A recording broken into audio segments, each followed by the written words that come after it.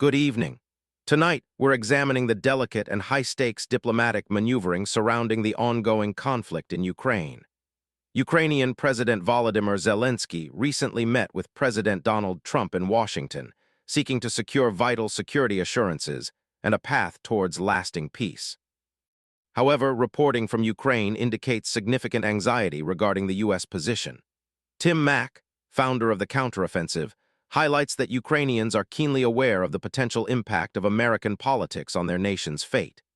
This anxiety is amplified by past interactions, including a previous meeting where President Trump and Vice President Pence reportedly criticized the Ukrainian leader. Furthermore, a prior summit with Russian President Vladimir Putin saw President Trump seemingly open to ceding Ukrainian territory to Russia.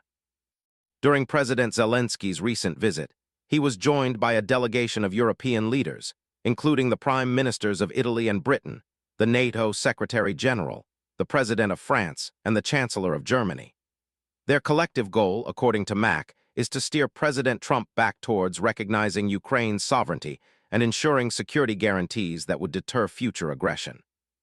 The core of the discussion revolves around President Trump's apparent shift from advocating a ceasefire to pursuing a permanent peace agreement. Analysts suggest this move aligns with Russia's narrative, framing the war's end contingent on addressing what Russia claims are imaginary root causes for the invasion. This approach, critics argue, could create divisions between Ukraine and its allies, allowing Russia to exploit the situation. There are also grave concerns that President Trump's proposals include Ukraine conceding territory not yet occupied by Russia. Mac emphasizes that this isn't merely about territorial loss, but about strategically weakening Ukraine.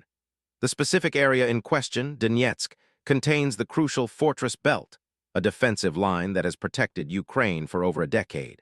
Ceding this would leave Ukraine vulnerable to future attacks.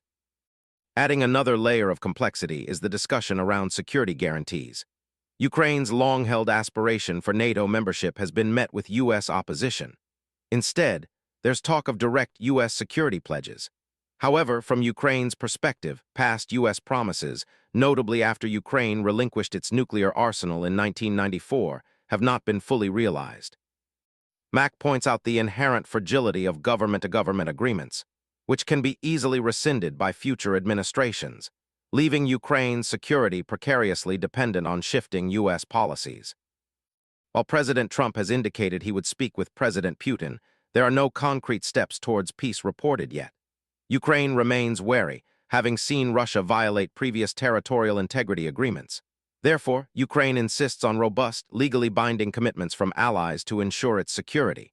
The situation remains fluid, with the future of Ukraine's sovereignty and security hanging in the balance. We'll continue to monitor these critical developments. If you like our content, don't forget to like and subscribe to our channel, News Today.